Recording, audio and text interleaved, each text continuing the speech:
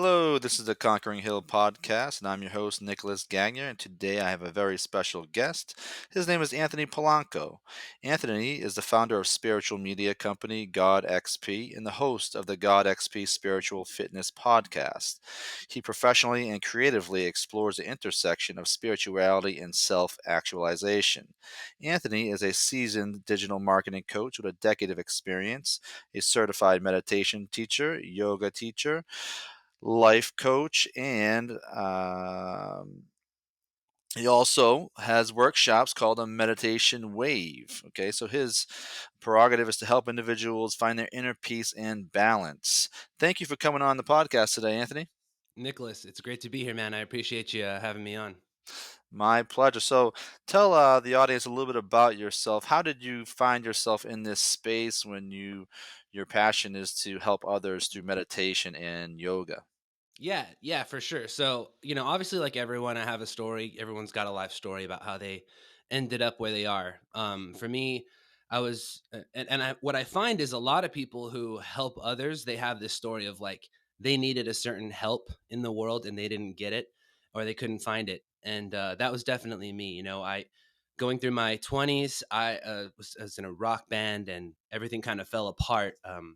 Just kind of having growing pains in my early 20s, and I had a lot of energy put into this rock band I was in, and my friendships and relationships all around the band kind of I kind of reached a peak in my life where everything kind of fell apart and my plans for the future were uncertain, and in that uncertainty I had to ask myself the question, like, why am I even here? Like, why do I want to be alive? And they say like questions are like the most powerful thing that we have as humans. Like being able to ask yourself why is like the most transformative thing that we have. It's like a superpower, being able to ask yourself why is this happening, why am I even here?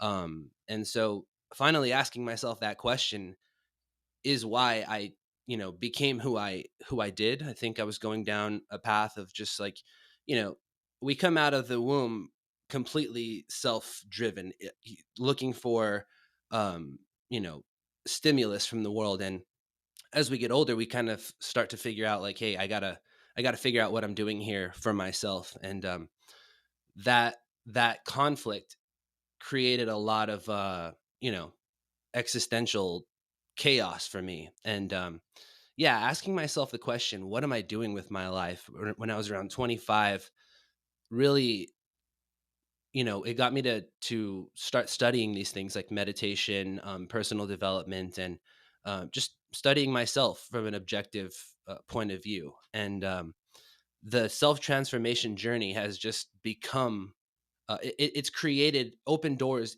and opportunities into the career that I ended up pursuing. I didn't, set out with the idea that I was going to teach meditation or become a life coach or, you know, even do marketing consulting. It was just following my gut about what would make life fun and worth living.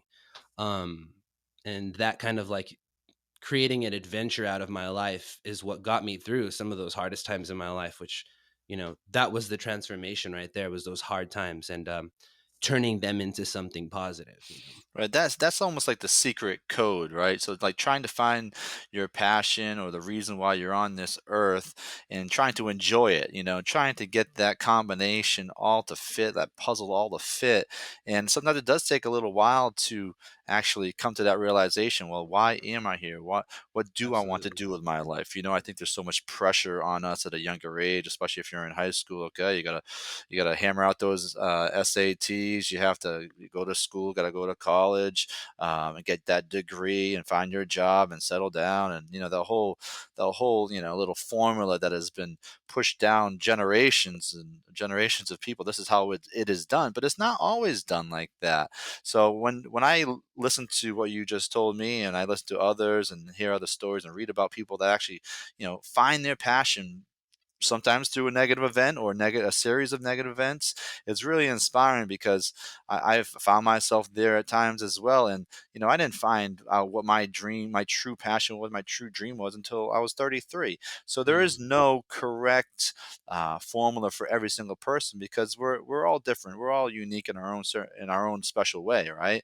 So I really love hearing that it took some soul searching in a sense, because you had the capability to look inside, because some people, they lock up. for They're sure. afraid to look inside and get out of their comfort zone, to go take that extra step, to go searching for more, because there's a risk involved. Well, Yeah, guess what? Life is full of risks. for So sure. if you're not risking anything in life, are you truly living? Yeah, I always say like, I tell people like who ask me like how I transformed. I'm like, don't envy me, man. If you could do it without suffering as much as I have, go for it. Like, don't make yourself suffer. But for those who do suffer, like, I wanted to just be like a spokesperson. Like, hey, look, Mhm. I'm suffering, and yet I'm turning that suffering into a meaningful existence. And you know that I think what's on your heart becomes your niche, like whatever that is. If you just start speaking it and becoming that instead of sheltering it inside, that becomes your identity, and the one that you probably should carry, not the one that you're not instead of representing yourself as just the opposite of what you're suppressing, those desires to be something bigger than you are, something that you have inside, just getting that out. That's the adventure of life that I think people are afraid to take. And yeah, circumstance is kind of like the thing that really pushes people over that threshold of pain, the comfort zone that people talk about, um and so man, I don't know, I guess over time I've learned to live in that uncertainty. And you know that's become, I don't know if that's a trait that lots of, I hope that's a trait that achievers and successful people share with me, is that being comfortable in the discomfort of life and just accepting the adventure of life, and that the fact that that adventure comes with uncertainty, and yeah, just living in that chaos is kind of the life of that's truly what freedom feels like, and Well, it's living the life inside of the life of chaos is you have almost like an infinite amount of room to grow, and and find yourself, right? yeah, Because we're consistently evolving and growing, as from outside of the womb all the way to our elementary, middle school, high school years, to college, or in our early 20s to our 30s and 40s. Like, you never stop growing. All right, you never stop evolving as a person. Your body is consistently growing. Now, mentally, it is as well, but you can block it off at some point where you don't want to grow anymore. You kind of keep it. You allow yourself to stay in right, that box, or yeah, you just allow it to flow. Now, if you're into psychedelics, you found a trick there, right? So that'll help out a lot, right? Do a for few sure. good trips. But so tell me, how have you used spirituality to help transform your life, Anthony? Yeah, so I grew up as a Christian missionary. When I was 11, my parents were like newborn Christians, like born again Christians when I was born, and I was the youngest of four. So church was like a really big deal, and the community, the church community was a big deal to my family. When I was 11, I went to my sister's church, and one of her high school friends was a missionary in Kenya. She had just come back to town to talk about her trip and was going on another one and taking a small team. And I just like I just felt like I was going to go. I told my mom like, "Hey, I think I need to go." And yeah, my parents were very religious, but they were, it took a lot of convincing to get them to let me go. But I went on this 1 month trip to Kenya when I was 11 without my family and a team of just 13 ministry, a ministry team. And my capacity to serve was just like telling my story about Jesus. But that was an influential thing for the people in Kenya to see an 11-year-old kid come from California without his family to like share his story about Jesus. I think that was a good enough function in and of itself. But what it did for me was like totally transform my mind about what life was. I remember flying home on the plane thinking like no matter what, I'm going to figure out what God means, like what God is, and that's how I want to spend my life. And of course, I still lived a regular life, doing bad stuff and just like, trying to figure out my place in the world. But I never lost that thread of communication with God. Like it wasn't about the religion. It was just about like the universal truth of discovering the universal truth of God. What does this all mean? And as I as I began to like shape my life in my later 20s, I was like, you know what? I'm just going to go all in on this. And I started the podcast, and identifying with your spiritual journey is like its own quest in life. And Mhm. I think that's kind of like that's the spokesman I am, is just like to advise people regardless of your religion or your spiritual walk, like you are attached to the universal truth of life. Like figure out what that means for you. And I don't care what that is, but I think everyone should care for themselves what that is. And that game is the spiritual game. So I just try to like decode that for myself, and then without ruining my own spiritual walk, like share that with like society as much as I think is healthy for me. And that seems to be doing some good for people. I occasionally get a message from someone on social media saying like I helped them in a really hard time, and even if it's not a massive amount of people, just that one person True. resonating with it is just like like that's it, that's the positive contribution that I want to make. Hmm.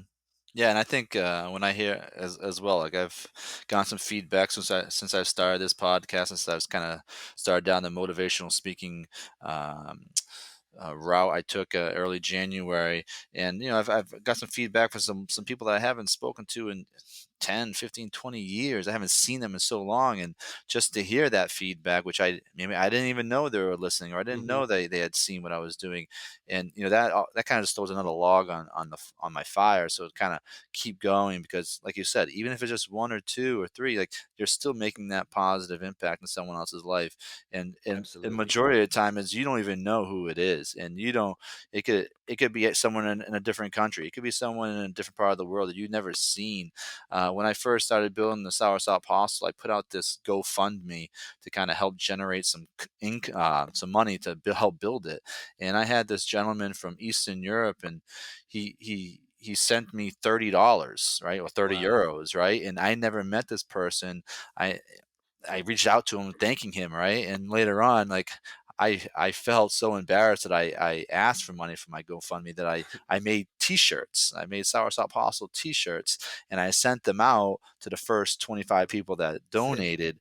And so I mailed him a T-shirt all the way out to Europe, and he got it. And he's like, "Wow, you're a man of your word," And like he still follows me. We still send Nice. messages back and forth here or there over Facebook, and like I had no idea I was going to make a positive impact on his life, because later on he would say, by doing what I did, by following my dream, it saved his life. He never Wow. elaborated, but just hearing those words, like, I'm sorry, I've never even spoken to you. I've never seen you in my life. I don't even know who you are. And I've had that impact. That's So sick. it goes to show that if you're doing positive things in life, and someone you might not know is watching from afar, and it could be a family Hmm. member, it could be a friend, it could be a coworker. If you're doing the right thing, taking the right steps in life, people do notice. They might not Definitely. say anything, but they are noticing. So if you can be that positive role model, not always looking for that recognition, just doing the right thing and trusting in yourself that you are making a positive impact no matter what you do, you know that energy will it will spread out, and people will feel that. Definitely, absolutely. And what feels the best is when it's like someone that you grew up with, like someone you haven't talked to in many years, like someone from high school. Your high school classmates are the hardest to win over.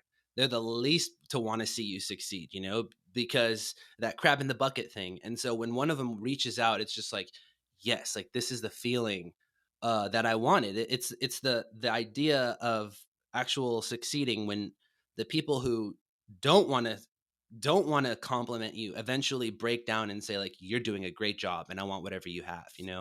What people don't, I don't think people realize that Nicholas and I have not met before this, and we're able to share these um, we're able to share these stories about the benefits of podcasting in our lives, even though we both kind of have small podcasts. And I want people to recognize that there's a huge opportunity in starting your own show or your own blog or something that like gets your own ideas out there, because the serendipity that my small podcast show has created in my life is insane. Like, I thought I was going to have to be a popular podcast to really benefit from it, but just from 12 episodes, 20 episodes, it's like those relationships, they're serendipitous relationships. You're bringing people in from related spheres, and Mhm. the symbiosis that can happen is just, it's so much easier than going out there to conferences and just hoping that you meet the right person. um yeah, the stuff that Nicholas is talking about is the exact same thing that's happened to me in my life with podcasting, and never expected it, and just hoping to give and eventually receive. It's just, you can never predict just how the fruits of your labor will come to you. So just So putting that true. out there. So true, so true. Like, living your dream, living your passion. Like sometimes you're doing things because you're passionate about it, and you have these goals out there you want to reach, and along the way other things happen. Like, what, that would have never happened if I was never following my true path. For Like, sure. all these things will come into your life, these people will come into your life, these opportunities will come into your life, all because you are following your true passion in life, your true purpose in life. And like we spoke about earlier, like, we might not know what it is earlier on in life. It might take a little bit longer, but if you can just stay true to yourself, it will definitely all work out. And let me ask you now, Anthony, about you spoke about life writing. Okay, so describe to the audience how you feel about life writing, and how often do you actually write? Yeah, so I keep a daily writing habit every morning. It's something that, maybe not everyone needs, but for me, I have a clouded brain. I'm an artist, and I always have like 10 projects on the plate at a time. And I wake up with like a brain fog, and it takes me a while to kind of figure out my motivations for the day. So what I do is I make my coffee, poop the dog, and then come and start writing my questions. And I just ask myself 5 or 10 questions and just start writing. Keep a journal, and it helps clarify my thoughts. So I write every day as a habit, but I wasn't a writer until, I talked about earlier. I went through this crazy episode of depression that lasted for like 4 or 5 years, and I reached an inflection point where I had to ask myself, do I want to still be here? And I wrote my note, my goodbye note, and that was the most transformative thing I've ever done, is writing a suicide note. Mm, It got me to realize the things I wanted to achieve and just hadn't, and also it allowed me to see it from a third eye view, and realize how easy it is to do those things. So, apologizing to people for certain things I did or didn't do, forgiving people who I never forgave, and starting to kind of like achieve some small things that I always wanted to achieve but never was willing to try. It's like, if I'm gonna die, why don't I just try these things? If I have nothing to lose, it's all gonna be over. Then why don't I just try to enjoy these last little bits of humanity before I check out? So I wrote the note, and I set to the task of actually accomplishing those things I wanted to accomplish, so that I could return to this point and finish it off. And what I did from there was write like a plan. Like, how am I going to achieve these things? And I started to kind of just like divine a life for myself out of these like goals of things I wanted to get rid of so I could die in peace. And that's actually kind of a really profound thing I didn't realize at the time. It's like a very stoic idea. Like, you're already dead. Just go live the life you want to live. And like, that happened to me, just naturally occurred in my psyche. Like, I just made my plan to die and said, okay, I'm just going to go live this life as though every single day is like the last day I'm going to be here until I get these things done. And that created a lot of momentum in my life. I started reading books and, seeking therapy and stuff. But the writing just stuck with me. If I could just plan out the life I want to live this year, next year, for the next 10 years, 20, 40 years. Maybe that stuff gets thrown away and I never end up doing it, but it helps me focus on like, why am I here? Like, what is my meaning in life? And anytime I lose that, I come back to that. And that's what I call life writing. You're actually writing out your life and then living it. And if it doesn't work out, you change it. But having a plan, a battle plan, a strategy, like a war map for your life, where you're trying to get to, so that you don't fail. Like you're here to live your life, you know, if you otherwise you could just kill yourself. It's free. So anyone can do it. It's always on the table for every single person. Like we're choosing our life. And I think when you take the equation of like, is life even worth living? When you finally ask that question, then you can actually choose your life. Otherwise, you're just going to live the life that's been handed to you. So I like to write out my life, and that's my philosophy, my theory about a good way to live. But I might be wrong. It's just my experiment, and it works for me. It helps me. I think some people are they think a lot and they talk to themselves a lot, Mm. and those are good candidates for life writing You're for right. sure. So putting it down on paper, right? It's almost like a self-fulfilling prophecy. So if you can just write it down enough times, even obviously you're not going to go to the chalkboard. You're going to write, I'm going to do this today. I'm going to do this today. I'm going to do this today. Yeah, Like it's not punishment, but if you could put your ideas and goals on a piece of paper, and especially read them every day. Not yeah, obviously you write them, but if you go back and read them every single day, me and my wife we write down our goals. Every New Year's Eve we read our previous year's goals. We write down some new ones, and then we just started taping them all over the hostel. nice So wherever we go in the bathroom, go in the kitchen, the refrigerator, so we can see our goals there, so we can read them and re-engage with them. Because obviously you need to visualize yourself doing these things, and writing helps, right? Not only writing helps you visualize, but it also helps you think more clearly. I for sure. honestly, I just published my fourth book, my last book with the writing prompt book, and I'll be honest, I don't write enough. I need to write more. I think that is, you know, obviously you write for academic purposes throughout your childhood and your Sure, schooling, but like I think maybe we kind of, unless you love writing, or you're an author or you're a writer, you will write. But beyond that, I think a lot of people have kind of lost that for sure. ability to just put their thoughts and ideas down on a piece of paper. Keeping a journal. Keeping a journal especially is great if you travel, right? That's one thing that we always tell, hey, did you keep a journal when you travel? Now we have our cameras and our, we'll take pictures and Right. videos and we'll document it that way.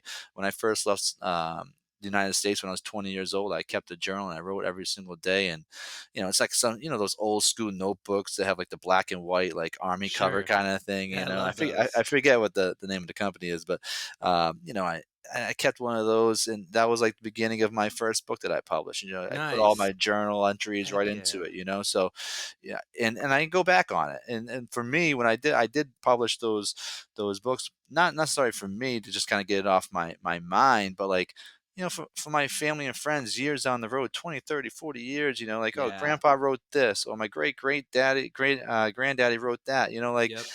it's not necessarily for me. To leave something for people to remember later on in life. That's why I kind of publish those things in writing. If you keep it, as long as you're not losing that paper, you're not losing that book, you're not burning it. It's not going anywhere. In a For digital sure. age, it's one button, it's gone. Oh, everything's Yeah, no, everything's it's on your amazing. phone. That falls in the water, it might be gone. So. Yeah, dude. The Library of Alexandria, like you never know what could happen with technology. I thought Mhm. by posting my thoughts on the internet, I was like securing them for the future, but like the internet could go down when I'm dead Oh and yeah, it's the all gone. So censorship will get you. Whatever else. exactly. But, yeah, I love looking through my old notebooks like from years ago. There's so many good ideas that I never executed on. I just like left them behind. And it validates the fact that I underestimate myself or I second guess myself way too much. Like I'll read through a ton of great ideas in my old notes that I thought were crap, and then look like like history tells the truth, right? Like you see it looking backward that you were right. It's like Hmm.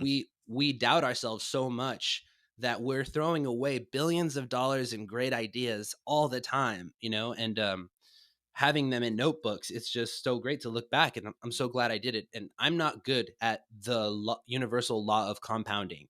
Like I wish I was better at compounding, but my notebooks are my like greatest compound interest. Like I know I have volumes and volumes of just value in those things, and like you said about writing the books, they it's really hard to write a book. I wrote my first book the same way. I just took all my notes, and formulated a book out of it. And writing a book from scratch would have been way harder. Hmm. Matthew McConaughey's book, Green Lights. I don't know if you've read it, but it's the same. He kept a notebook, a journal from when he was like a little kid, and kept pieces of bumper stickers and photos in there tucked away, and he used that to write his book. And it's amazing because there's so much high fidelity memories that he has saved from those journal entries. If you tried to sit down and recall those 30 years later, it's going to be a faint, it's going to be so blurry. But he kept those, his thoughts of when he was 10, his thoughts when he was 15. And so the actual wordplay and the word usage is like, it's so phenomenal. You couldn't do it unless you kept a journal. Right. So the yeah, the value is definitely always blowing my mind. I wasn't a writer, and yeah, like I said, just like falling in love with writing has been one of the most valuable things in my life for sure. That's excellent. So tell me some methods and proven strategies that you teach others to overcome their accidental roadblocks in life. Yeah, so uh, I've been doing this for several years now. I'm not like a crazy 20-year veteran or anything. What I've always been very apprehensive to recommend like systems or methodologies. Like it's a very popular thing to do on the internet, is just tell people like, here's 7 ways to live your whole freaking life. Like Mm, come on, like you'd have to test, you'd have to be a rigorous tester of these methods before responsibly advising them. So I've I probably could have shared a lot more strategy in the last 6 or 7 years online than I have, but I wanted to be sure about what I recommend. Some of the things that I find work the best are, like I said, writing out your life, sitting down and making a game plan. And I call it living a one-day life. So if you can, reverse engineer where you want to be, back to where you are today, and then incrementally like reverse engineer the strategy to get down to the one day. Like what am I going to do to make this happen in 10 years, 5 years, 1 year, and then a monthly plan, then a weekly plan, and a daily plan. Like how am I going to live my life so that I can do the same thing every day essentially, and make these dreams come true. And if you can strategize your life to that point, it doesn't take long. Maybe you spend a day or two, 3 hours a day, just writing about your life, thinking about your life, contemplating, walking around, separating yourself from like all the attachments of your life, your social media stuff and your job stuff. I know that's really hard to do, but a lot of times when people don't want this, they need it. You don't want to take the medicine, you need to take the medicine. So getting to that place in your life where you can just stop everything and just say, okay, I'm going to go this way now. And you take 5 hours out of your life to just remap everything. That's the strategy. I don't have to tell you how to do that. You can sit down with a piece of paper with what I just said and do that for yourself. But there's a lot of these, like, there's a lot of these coaching, consulting, and just general like life management principles that have been passed down for like 100 years that everyone recycles in their books and just puts a different name to it. And yeah, mine is the one day life. Like just try to reverse engineer your ultimate goals back down to today. How can I live this day every day and enjoy it and just like get where I want to go?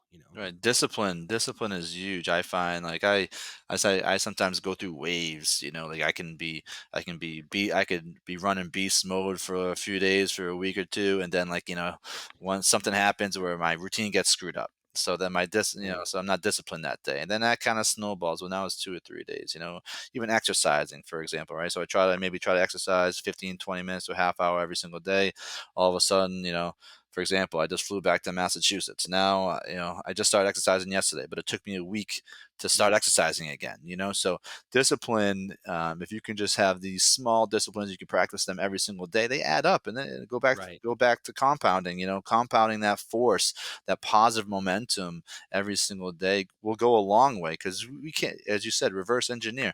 You can't do everything in one day. You can't do everything in Right. one week. But if you could take those small steps and work towards your goal, work towards your dreams and towards your passions, you can accomplish those things. You can be successful, but no one's successful in a day. You can't do Right. everything For in a day. sure. I wish we could. I mean, but we all do have those 24 hours. So it really comes down to, well, how are you spending those 24 hours? Yeah. Yeah. We all have responsibilities where we have to work, we have to generate income, we have to live, we have family, that we need to spend time with.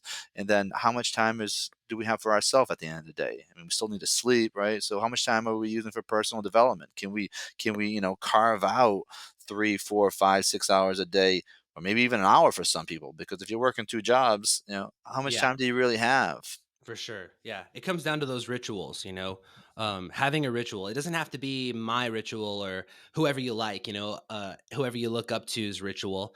We're giving you ideas Mhm. and for you to kind of take the idea of having rituals into your life and just be like, okay, I'm going to do this. It's like, how do you want to live your life? It's probably not how society has given it to you. You kind of have to, okay, I'm gonna sever this bond. I'm gonna sever this bond, and I'm gonna start developing these other traits. But 15 minutes, I teach meditation. I've been teaching meditation for a couple years now. I've been practicing for a long time, but I tell people like I practice meditation mostly 15-20 minutes at a time. As you practice for years and years, like you might want to practice for an hour or 2 hours sometimes, but I get the most out of 15 to 20 minutes, even after meditating for 10 years, So it's about having the ritual in place. Even if I meditate for 5 minutes, I'm there in 1 minute because I have the ritual in place. So it's like training a dog. When you put the dog in that spot, it just automatically knows what's about to happen. Our bodies are kind of like that. Like we have to tell them what to do. And when we get to that place where we're putting ourselves in the same situation every day, our bodies snap into it a lot quicker. So you're not having to build habits if you already have them. Once you have them, it feels so easy. It's the building them that feels impossible. And that's kind of where we all get stuck. Right. And People get afraid of putting in that work to get to that point, right? yeah. And even just explaining it makes me feel like hypocritical because like you said, certain periods in my life, I don't have that discipline, and I think that's okay. I think it's good to go through these periods where you let yourself stop being the way that you're stuck being and see if it was good. I had this productivity habit that lasted like 3-4 years, and then I just dropped it. It was like my unconscious was like, hey, that's enough, let's try something else. And I just became just kind of like a hermit relaxation mode type of guy.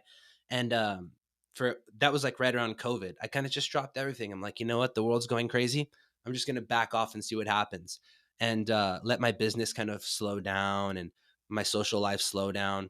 And now I'm picking it back up and I'm feeling the resistance of becoming a productivity guy again. And it's not easy.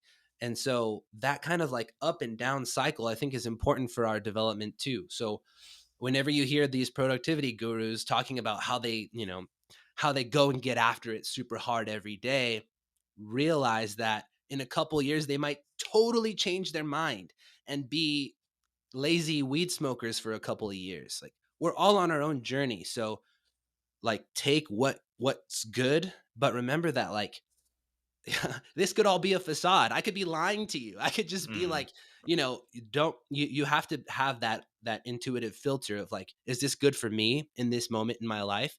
And store it away for later if not, because in a couple of years you might want to be that person that you resented a couple years ago for being too lazy or for being too productive.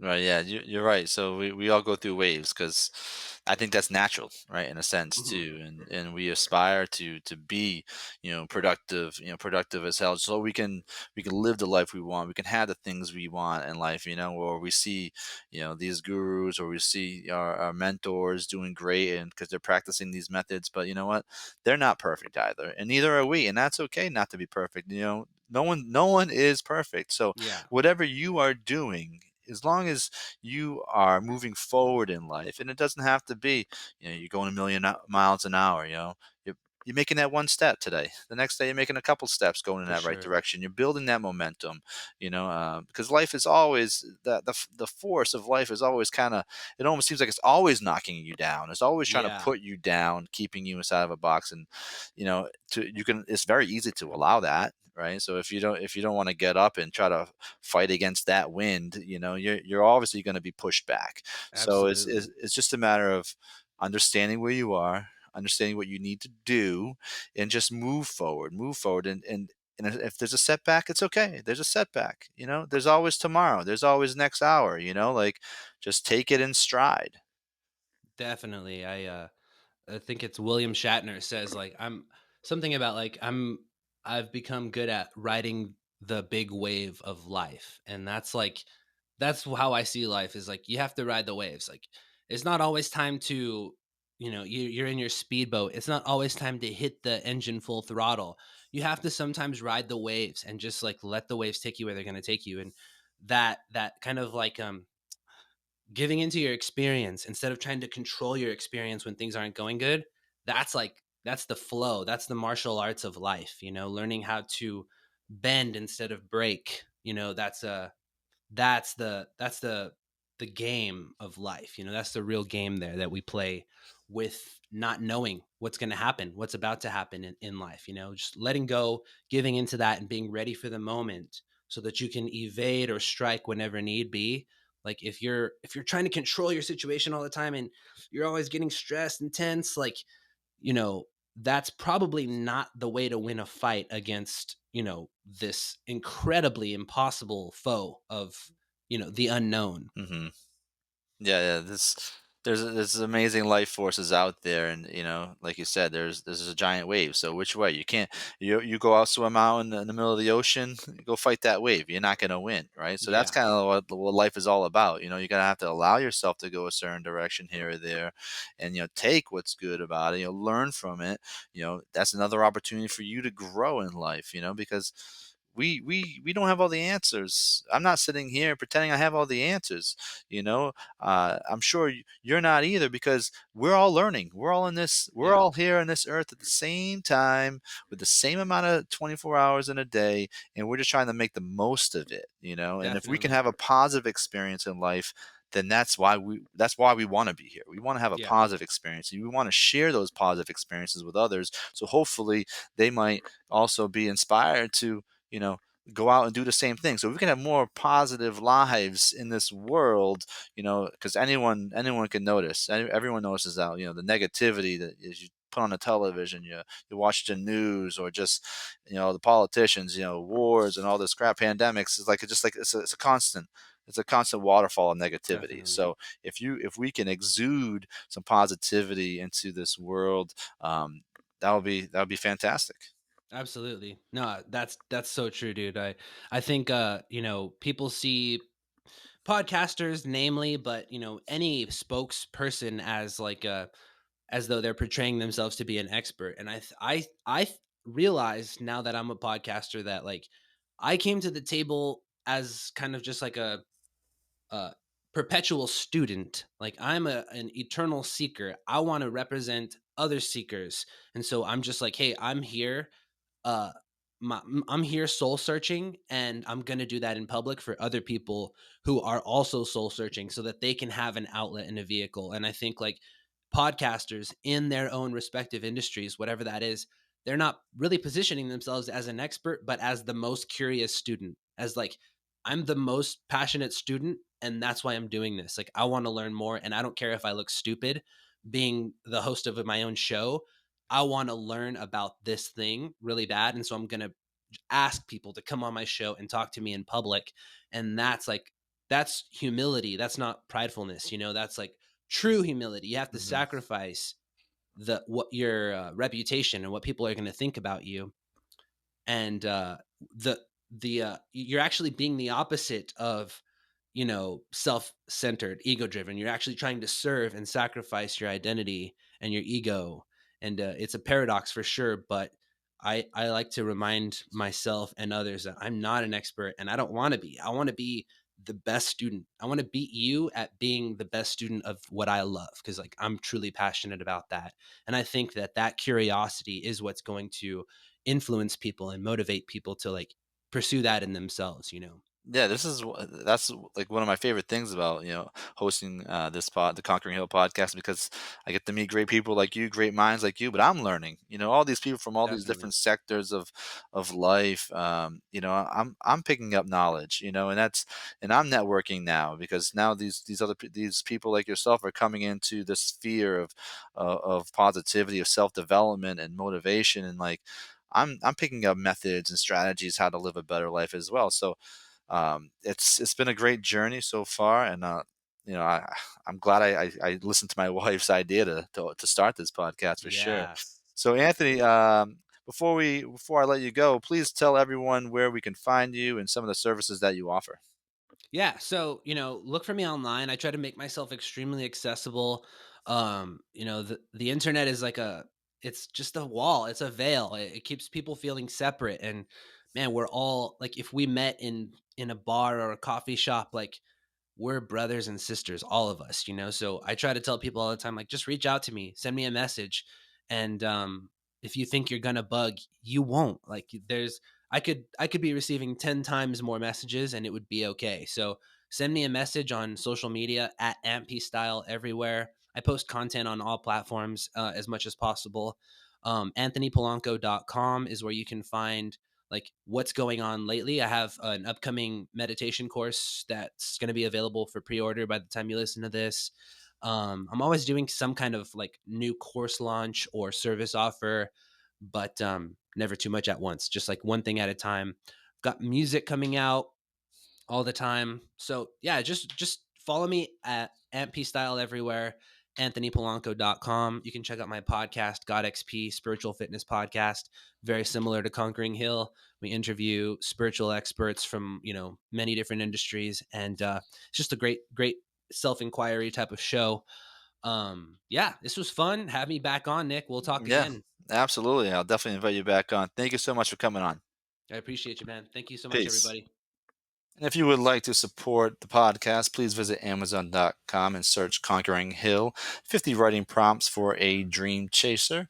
And also visit Etsy.com and search Conquering Hill for all our gear. Thank you.